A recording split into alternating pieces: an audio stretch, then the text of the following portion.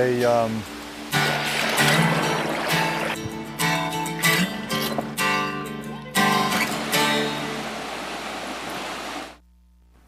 Welcome to Walk in the Park. My name is Tony Ingraham, and this is March 6th, 2019, today. Okay, episode 217. You can see most of my shows. If you're not watching at this on TV now, you can, or if you want to look at it again or look at other shows, you can go to my website, walkinthepark.tv, walkinthepark.tv. And this is public access television, Ithaca, New York, channel 13, also channel 2 in Cortland, New York. You go to the website there and you can see the schedule of the cable casts of Walk in the Park, and you can also go to pegasus.webstarts.com and see the schedule of other series that we've got.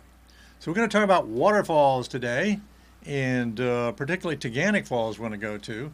But let's go through some of the waterfall basics here. You need three things for a waterfall. First of all, you need rock. You need some rock that the waterfall is going to pour over. And the rocks that we have around here are sedimentary rocks, as you probably know.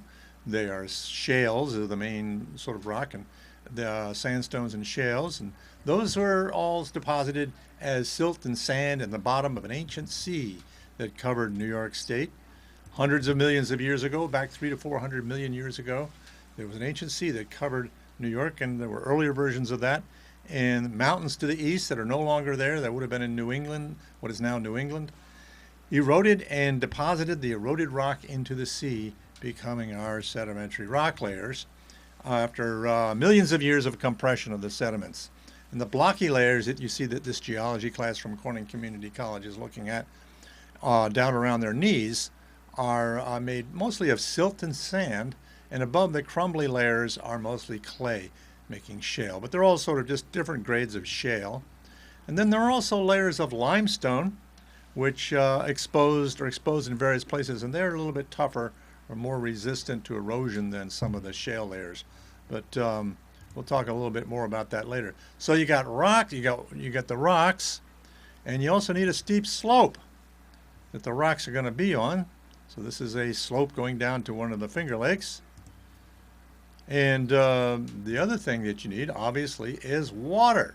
Water pouring down that slope. So let's just dramatize that for a moment, and we'll bring that to life here at Taughannock Falls on particularly wet days one winter. Get that up, coming right up here. Coming right up.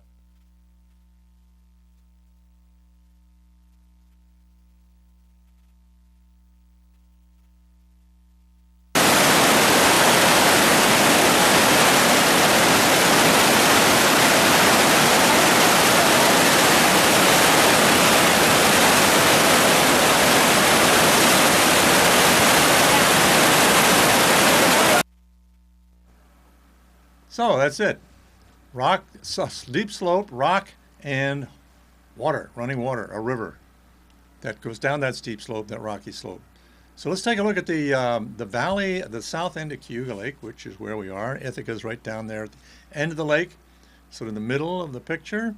That's the, and you can see on the right is Taughannock Falls. So there's a stream coming down a steep slope there over the rocks of the hillside. Ithaca Falls and Fall Creek pouring down in. Cascade Creek does the same thing. 6 Mile Creek, Buttermilk Falls, Coy Glen, Enfield Glen, Lick Brook, and so on and so forth, and lots of other smaller ones. Well, there is a comparison with valleys out west, because we have a unique situation. Well, it's not unique, but it is comparable to this valley, probably one of the most famous valleys in the United States. The possible greatest competitor is the Grand Canyon, of course. This is Yosemite Valley in California, Yosemite National Park, which is as much as a mile deep. You look at Half Dome on the right, that big mountain. That is almost a mile above the valley floor. Right down at the bottom there is a campground that I stayed in a few years ago. This picture is taken from a spot up on the rim of the valley called Glacier Point. Now, there aren't any glaciers right here, although there's some in the park, or there have been. But back during the Ice Age, the Sierra Nevada mountains of California were covered with ice, and there were huge valley glaciers that went down through this valley and dug it out and left this deep U-shaped valley. And streams that established themselves on the sides of that valley after the glacier left, some whose valleys, some of which are also somewhat glaciated, but not as much, were left in what are called hanging valleys, and they formed waterfalls. Of course, these are very hard rocks. So you look to the right here, you can see two waterfalls, and the lower one is Vernal Falls, the other one is Nevada Fall, and those are really cool places to hike to. Get in a little closer look here. So they each have their little valley. There probably were glaciers right in that valley, each one of those valleys. But they weren't as big as the glaciers that dug out the main trough. So when these valleys met the main trough, they formed these waterfalls. So these are called hanging valleys. And the same thing here with the tallest waterfall, I shouldn't say the biggest, the tallest waterfall in North America, Yosemite Falls, which pours off the High Sierra down into Yosemite Valley. And the total drop, it actually drops in 3 drops, I think. The total drop is some 2,400 and something feet, making it as the tallest waterfall in North America. And the top portion of the waterfall is itself one of the 20 top tallest waterfalls in the world, I have read. So you can see there that it is kind of spread out over, well, you can see 2 of the waterfalls. The lower one's about, 300 feet high. It's about 100 feet higher than Taughannock, and then there's another one that's in the middle distance you can't see right now. So what's the comparison to here?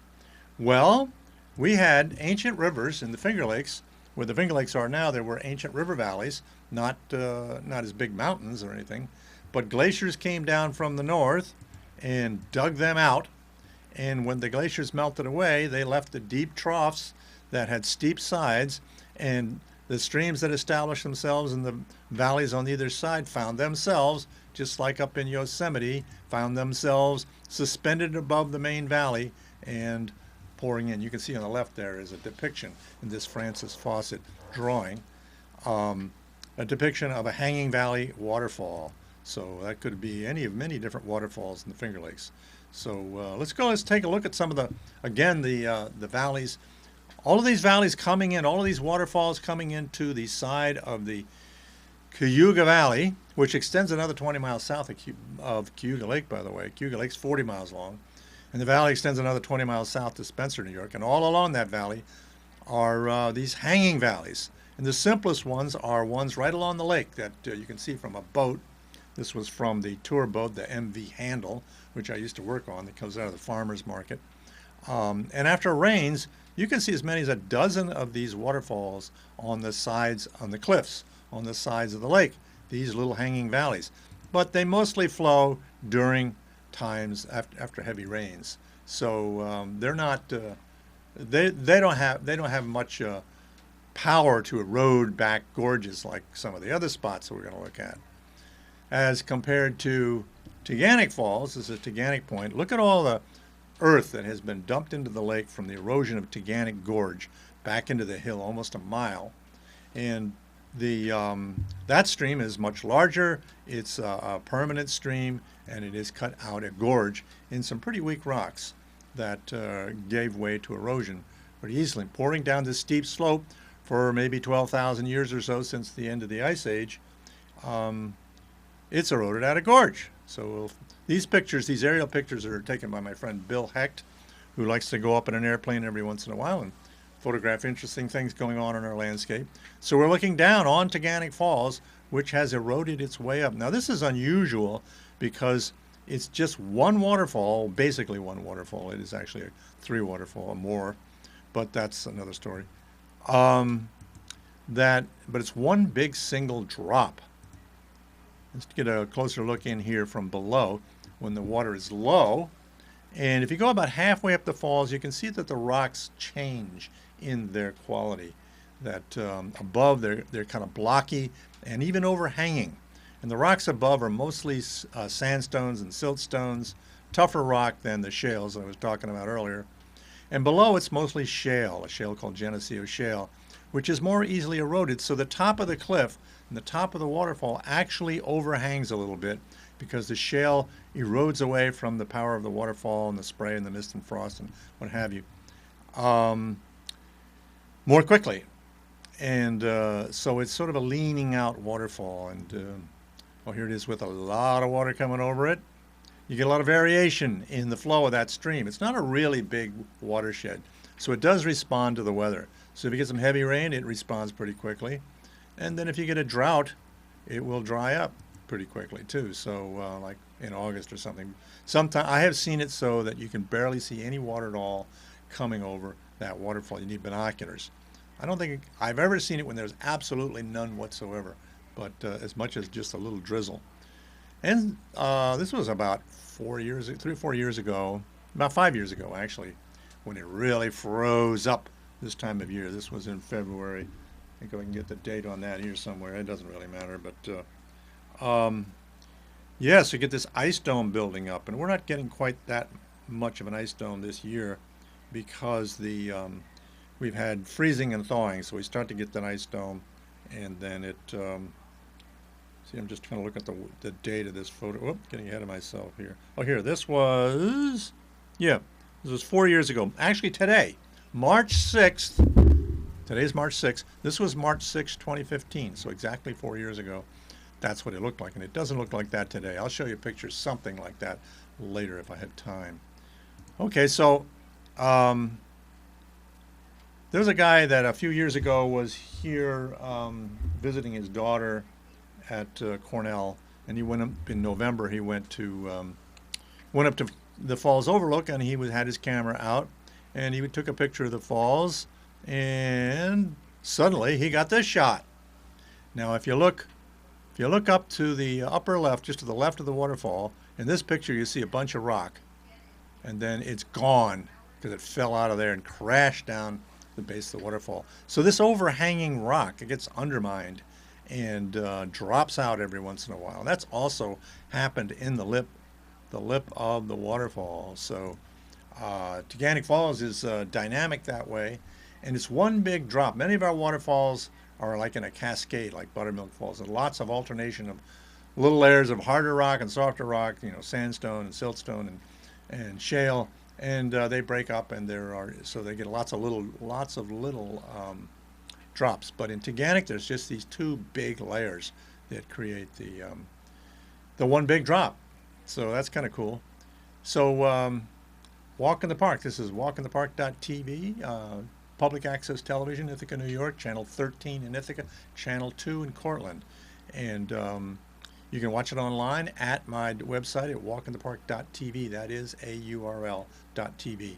And I have most of my episodes on there. This is episode 217. So, well, the lip of Taughannock Falls once looked like this back in the 1800s. So more than a century ago. And you get various views of it from photographs at that time. There were a couple of hotels at Taughannock before it was a park. It became a park in 1925. And these are back in the maybe 1880s or something. See if I can get some dates on these. One of these has it. No, probably not. Oh yeah, I got one coming up. This one is from below. And you can see the lip of the falls projects out in all of these pictures. Okay. The lip of the falls projects out, and it's not indented like it is today. Like today, the lip of the falls is indented. But you go to these, and it juts out. If you notice the photographer on the lower right there, if you can see that. Okay, this picture was taken from and the label on it actually says up there, from an outing of the Camera Club. I don't know what Camera Club that was. May 26, 1888. 1888. So, and here's from the side of one of the hotels. You could actually get down to the top of the falls. Not something they want you to do today, but back then they could. See the guy in the left there, the upper left, and he's walking around the top up there. And this is how the lip of the falls projected, and it broke off. It broke off. I think it was either the winter of 1894-95 or 95-96. But anyway, it was just about the middle of that winter. It broke off, and there was a tremendous crash, and the farmers all around heard the crash of this big slab of rock that fell into the gorge. And so ever since then, the lip of the falls, now this picture was taken probably about 90 years ago or more, and shows the indentation because it broke off in sort of a rectangular or square piece, or diamond-shaped piece, and it's changed the lip of the falls. And the lip of the falls has been changing since. So if you compare this picture, the rocks on either side, and now more modern, it's actually the underneath the lip of the falls itself is now becoming undermined again. Okay, see what we got coming up here.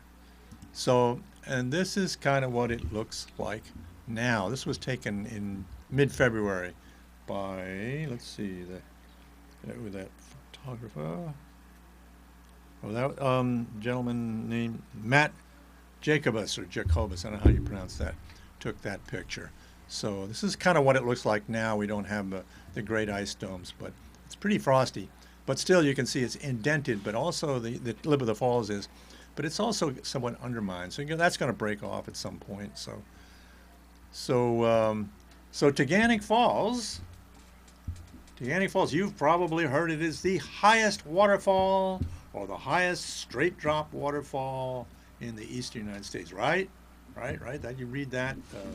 Different websites and Chamber of Commerce things said that, and stuff said that. I used to work for the state parks. In fact, I worked at Taughannock Falls State Park at the regional headquarters there, and for the state parks in the Finger Lakes region. And so that was the story in our literature and so forth.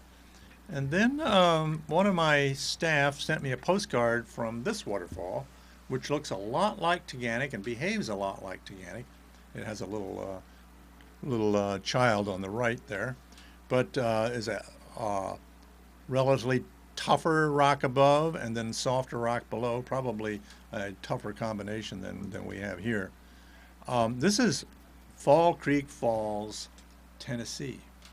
So it looks a lot like Taughannock. Now Taughannock is 215 feet high. That makes it about, I don't know, as much as 35 feet higher than Niagara Falls. There's different heights in different portions of Niagara Falls, but none of them exceed the height of Taughannock Falls.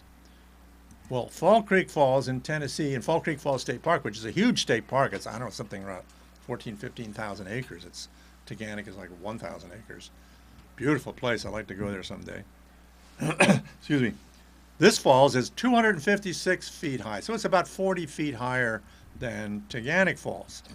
So I said, oh, okay. So Taughannock is not the highest waterfall in the eastern United States, or the eastern North America, I should say.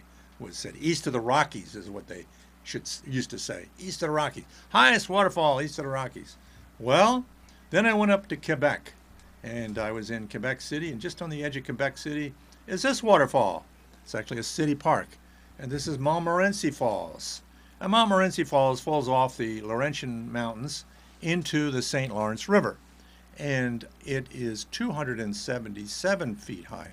So our Taughannock Falls is definitely not the highest, even straight drop, vertical drop waterfall in the eastern United States, and certainly not the highest waterfall per se. Then I was driving, about 5 years ago, I was driving down the Blue Ridge Parkway, and I got down in North Carolina in the Blue Ridge Mountains there, and it came to this overlook, a mile-high overlook here, and it said, view Glass Mine Falls over 800 feet high. So zooming in on that. So it's the cliff that ends in the woods, and you can just see on the left of it, there's a little ribbon waterfall going down there. 800 feet dropping down. Oh my, well, I guess Taughannock Falls is going to drop back in the statistics, and it's definitely a great waterfall, but it's not the highest waterfall, even the highest straight drop waterfall in the eastern United States. So what is the highest waterfall in the eastern North America? I don't know about eastern North America, but eastern United States is said to be this waterfall. This is only a small portion of it. It's in Nelson County, Virginia, in the Blue Ridge Mountains of Virginia. And I actually lived near there for a few years, about 40 years ago. And it's called Crabtree Falls. And you can't see the whole waterfall from anywhere because it splashes down the mountainside in the woods in a number of steps. And it's quite a hike by that waterfall and kind of tricky in places. So, okay. So it's not the highest waterfall in the east. It's not the highest straight drop waterfall in the east. Maybe it's the highest waterfall in New York State. Well, if you go to the Catskill Mountains, here's a waterfall that has claimed that honor from long before Taughannock Falls did, called Catskill Falls. Catskill Falls is like 280 some feet, 186 feet, something like that, tall, 287 feet tall, in two drops, one of which is 180 and change, and the other one which is about 80. Yeah, that comes out 200, no, maybe it's a little more than that. Anyway, neither one of them is taller than Taughannock, but together they are taller, okay? So this is a better picture of it with more water on it. Someone else took. I took this one a few years ago. And here is the Mountaintop Historical Society historic marker. Catskill Falls, New York's highest waterfalls, one of the most celebrated scenic sites in the 19th century America, painted several times by Thomas Cole and most of the artists of the Hudson River School, also a favorite spot for American writers. And there was a big hotel there, the Catskill House, which is now gone, but near the fall, not far from the falls. And this is one of Thomas Cole's painting of Catskill Falls and its two drops. And he had half a dozen that he did. Thomas Cole, let me see, when was that? That was pretty early on, the 1820s, I think. When did he do that? Look that up here. Coming right up. Oh, I thought I had the date on that. I don't. Anyway, I think it was early 1800s. And Thomas Cole was the originator, said to be the originator of the Hudson River School style of landscape painting that became so famous in the 19th century and has had a revival in the mid-20th century. So well, let's see here. What do we got? So let's go back to our Taughannock Falls. There we are. So let's go take a look at some other places in New York State. Maybe it's still maybe the tallest single drop waterfall in New York anyway, or maybe the Northeast. So let's go to another park, actually west of here. This picture was taken by a friend of mine, Roger Peters, Kent, yeah, Wilkinson Kent, something like that. Roger Kent. No, I'm saying Nigel Peter Kent. I'm blanking today a lot. Anyway, he's gave me permission to take this use this picture. Get his name right here. What's the matter with my brain? Yeah, okay, Nigel. Nigel Kent. We'll leave it at that. He's got like 4 names. So he took this incredible picture, and he's a very well-known landscape photographer in Western New York. Here's another photograph by a German fellow that was of the Genesee River Gorge. This is Letchworth State Park, Genesee River Gorge. And it shows the what's called the Middle Falls and the Upper Falls, and there's a Lower Falls farther down. Andreas F. Borchert from Germany took this picture. So there's some big waterfalls there, a lot of water on them, but they're not taller than Taughannock.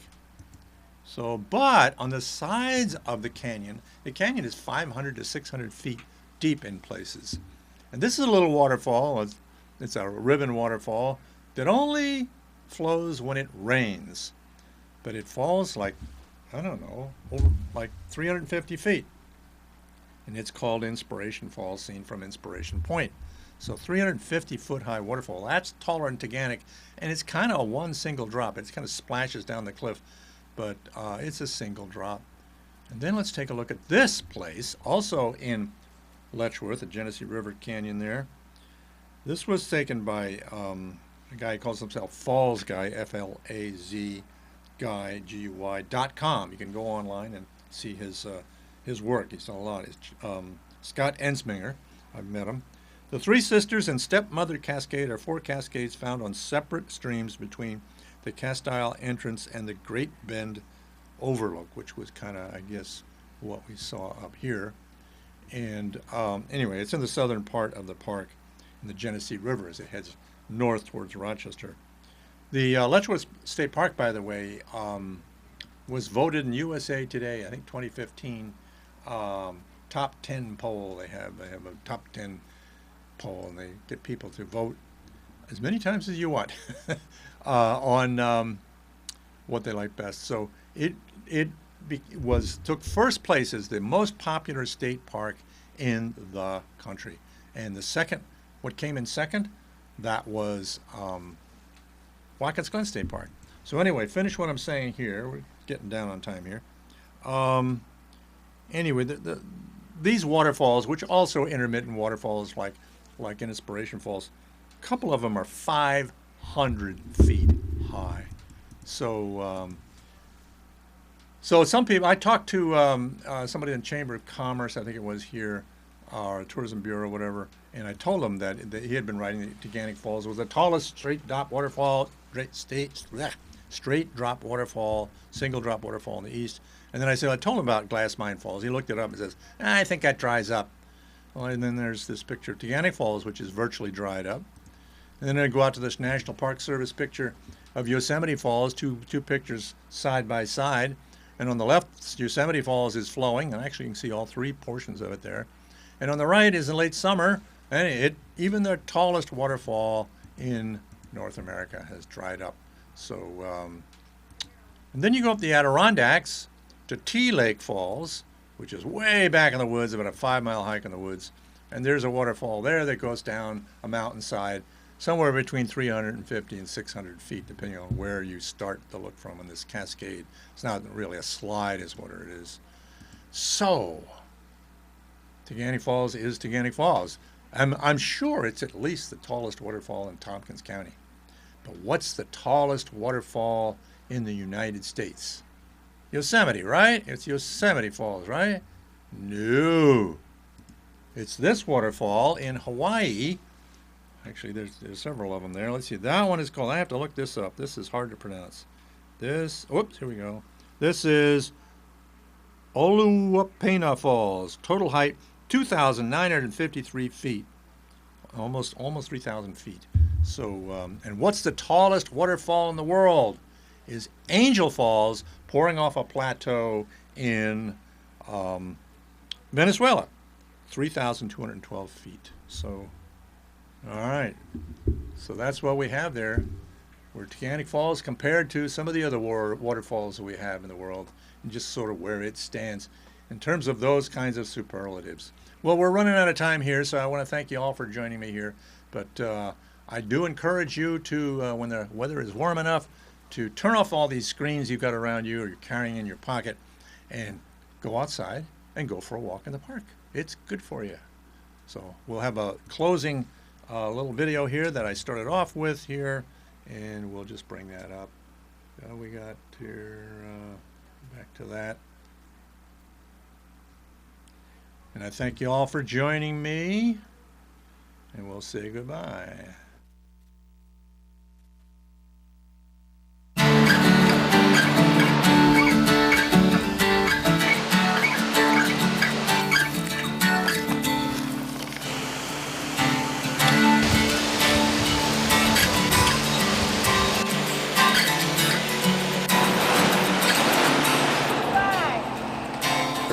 Is a